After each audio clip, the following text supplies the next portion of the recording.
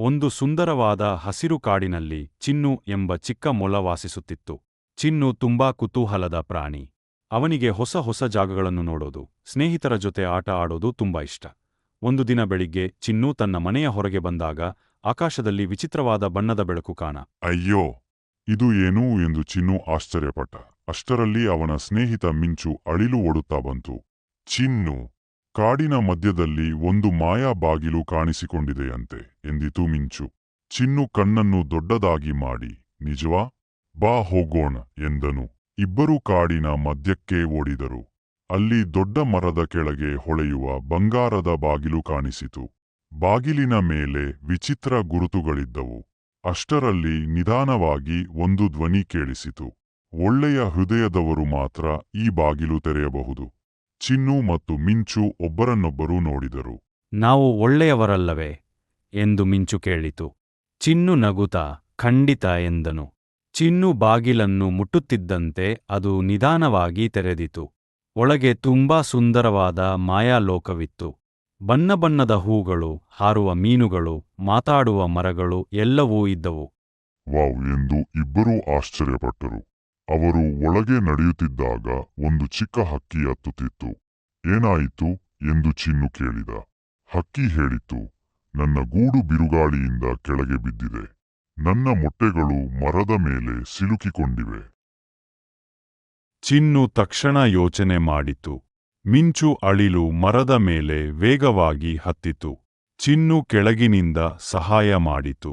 ಇಬ್ಬರೂ ಸೇರಿ ಮೊಟ್ಟೆಗಳನ್ನು ಸುರಕ್ಷಿತವಾಗಿ ಗೂಡಿಗೆ ಇಟ್ಟರು.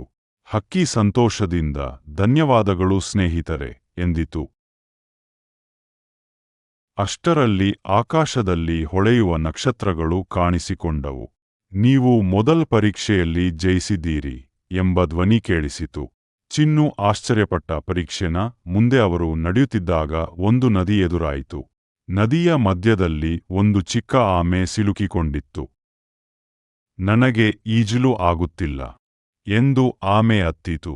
ಚಿನ್ನು ಮರದ ಕೊಂಬೆ ತಂದು ನದಿಗೆ ಹಾಕಿದನು. ಮಿಂಚು ಆಮೆಯನ್ನು ನಿಧಾನವಾಗಿ ತಳ್ಳಿತು. ಕೊನೆಗೆ ಆಮೆ ಸುರಕ್ಷಿತವಾಗಿ ದಡಕ್ಕೆ ಬಂತು. ಆಮೆ ಸಂತೋಷದಿಂದ ನೀವು ನಿಜವಾದ ಹೀರೋಗಳು ಎಂದಿತು. ಮತ್ತೆ ಆ ಧ್ವನಿ ಕೇಳಿಸಿತು. ಎರಡನೇ ಪರೀಕ್ಷೆಯಲ್ಲೂ ಜಯ. ಈಗ ಚಿನ್ನು ಮತ್ತು ಮಿಂಚು ಇನ್ನಷ್ಟು ಧೈರ್ಯದಿಂದ ಮುಂದಕ್ಕೆ ಹೋದರು. ಸ್ವಲ್ಪ ದೂರದಲ್ಲಿ ಒಂದು ದೊಡ್ಡ ಗುಹೆ ಕಾಣಿಸಿತು. ಗುಹೆಯ ಒಳಗೆ ಕತ್ತಲೆ ತುಂಬಿತ್ತು. ನಮಗೆ ಭಯವಾಗುತ್ತಿದೆ ಎಂದು ಮಿಂಚು ನಿಧಾನವಾಗಿ ಹೇಳಿತು. ಚಿನ್ನು ಕೂಡ ಸ್ವಲ್ಪ ಹೆದರಿದನು. ಆದರೆ ಅವನು ಹೇಳಿದನು, ನಾವು ಒಟ್ಟಿಗೆ ಇದ್ದೇವೆ, ಭಯ ಬೇಡ. ಇಬ್ಬರೂ ನಿಧಾನವಾಗಿ ಒಳಗೆ ಹೋದರು. ಅಲ್ಲಿ ಒಂದು ದೊಡ್ಡ ಸಿಂಹ ಕುಳಿತಿತ್ತು. ಆದರೆ ಅದು ದುಃಖದಿಂದ ಕಾಣಿಸುತ್ತಿತ್ತು. ನೀವು ಯಾರು ಎಂದು ಸಿಂಹ ಕೇಳಿತು. ಚಿನ್ನು ಭಯದಿಂದ ನಾವು ಸ್ನೇಹಿತರು ಎಂದನು. ಸಿಂಹ ಹೇಳಿತು, ನನ್ನ ಕಿರೀಟದ ಮಾಯಾಕಲ್ಲು ಕಳೆದು ಹೋಗಿದೆ. ಅದಿಲ್ಲದೆ ಈ ಕಾಡಿನ ಬೆಳಕು ಮಾಯವಾಗುತ್ತದೆ. ಚಿನ್ನು ಮತ್ತು ಮಿಂಚು ಕಲ್ಲನ್ನು ಹುಡುಕಲು ಹೊರಟರು. ಬಹಳ ಹುಡುಕಿದ ನಂತರ ಒಂದು ಮರದ ಬೇರು ಹತ್ತಿರ ನೀಲಿ ಬಣ್ಣದ ಹೊಳೆಯುವ ಕಲ್ಲು ಕಂಡಿತು. ಇದೇ ಇರಬೇಕು ಎಂದು ಮಿಂಚು ಕೂಗಿತು. ಅವರು ಕಲ್ಲನ್ನು ಸಿಂಹಕ್ಕೆ ಕೊಟ್ಟರು.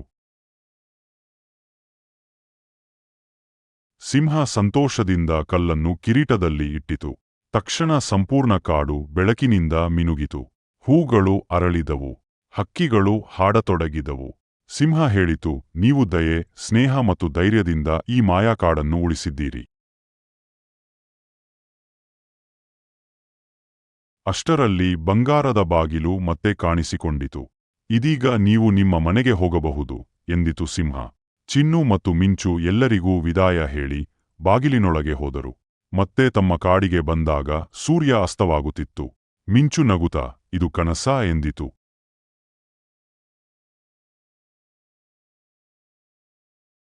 ಅಷ್ಟರಲ್ಲಿ ಬಂಗಾರದ ಬಾಗಿಲು ಮತ್ತೆ ಕಾಣಿಸಿಕೊಂಡಿತು.